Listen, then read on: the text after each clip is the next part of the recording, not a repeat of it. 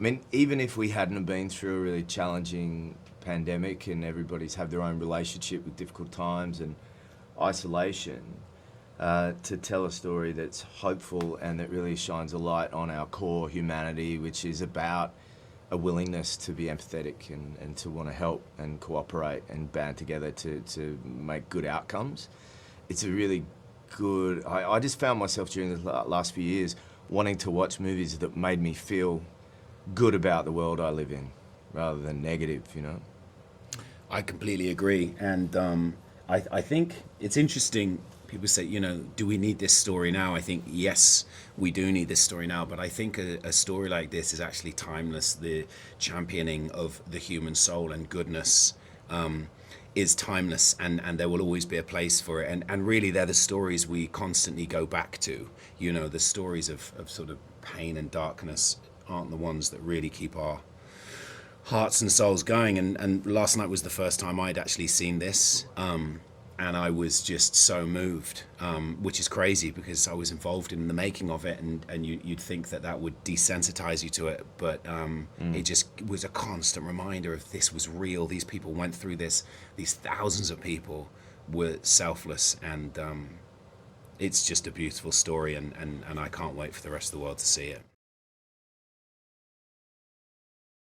Yeah, I was absolutely aware of it. I think everyone in the world during that time in 2018, in the middle of the year, were tuned in some way.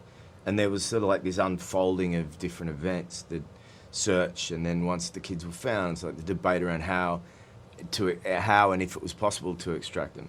What we all didn't know were certain aspects that were kept out of the public eye because of the controversy of how the extraction and how certain elements of the rescue took place. I didn't really know about some of that stuff until I got involved with the project, and I was kind of baffled and shocked and marvelled, and still even more so to this day marvel at the success of such a kind of weird high wire act that it took to get every one of those boys and their coach out successfully. And I think a big thing for me was the distance that they had to travel.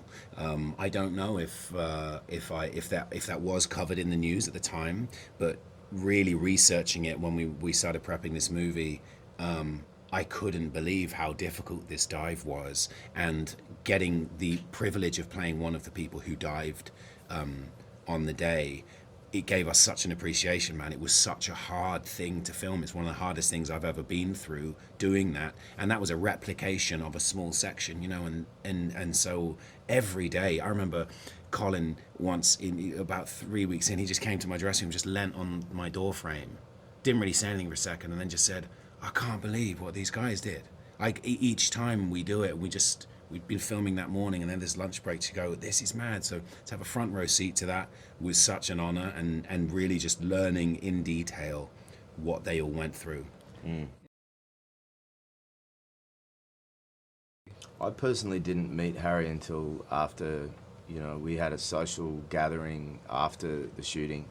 We were sort of kept apart during the movie, but I had access to so much information about him, you know, interviews, his book, and particularly watching his interviews, Harry's dilemma of the choice he had to make of whether to be involved with his medical expertise, and how crucial a pivotal sort of moment that was in his life about whether or not that would be successful or not, and if it wasn't, how that would impact everything, the kids, their families, and particularly his own feelings about, you know, himself.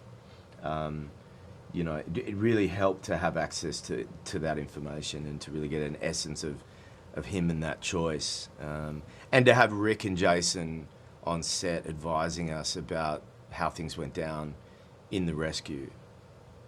Yeah, and I was really lucky. I had Chris was very eager to share his experience and his point of view of this story with me, and pretty much from day one, when I was offered the part, I think 2 days later maybe, I was FaceTiming him. He gave me about 4 or 5 hours, and then he kept sending me different things that he thought of. We WhatsApped each other on the day of filming. It was a real I mean, it was a blessing and a curse in a way, because you wanted so much to do him justice. So the pressure of the fact that this guy is still very much alive and it's still so fresh in his memory.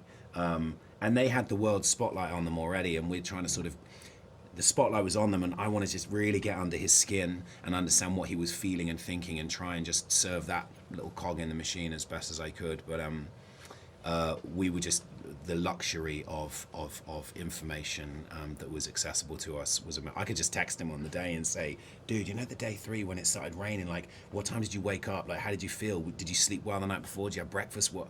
And he could just tell me everything. He could remember it all, so I didn't have to really do much work, you know. I mean, I was thrilled. I saw Ron by accident roughly exactly a year kind of before the shoot, and in a hotel in Atlanta, and I remember thinking, oh, I'd really like to work with that guy someday, and I'd met him once before, and then there I was a year later. You know, also on another level, this film being what it's about, knowing that there's so many storylines, plates spinning, and, you know, people's different characters' stories being kept alive throughout the story. It's a big ensemble piece. Mm-hmm. And it's a story about a big, complex rescue involving a lot of, like, professional personnel and people from all over the world.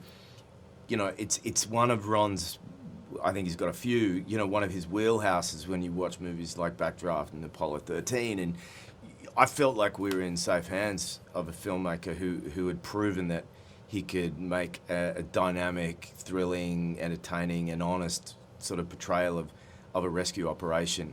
So I felt like, I get to work with a guy I've admired for years, plus he's kind of the perfect sort of ringleader for this, you know? Mm-hmm. And I remember, I think when I got offered the job, about a month later, I was back at home with my mum, and she was watching Rush.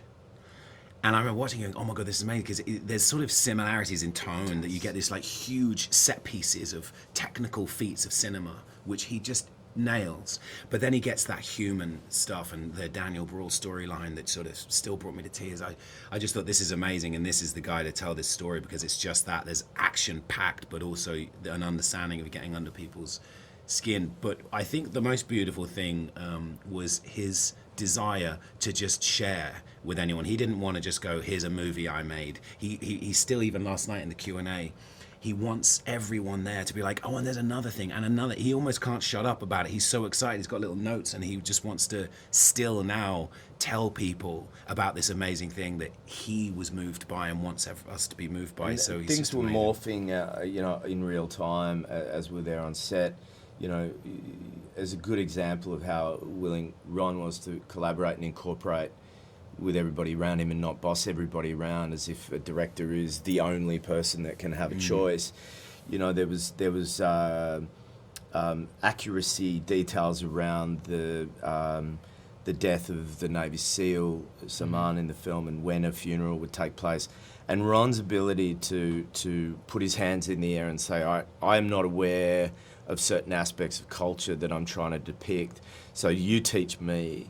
And if needs be, let's rewrite that scene, or let's reorder things, and deputising Thai filmmakers to come in and teach him the way that the film could be better. And I think that's a real testimony to real power is delegation, and real power is deputising other people. And I love him for that.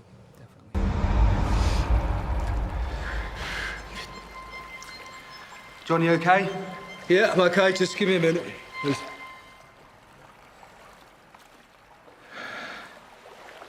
Okay. We can make it.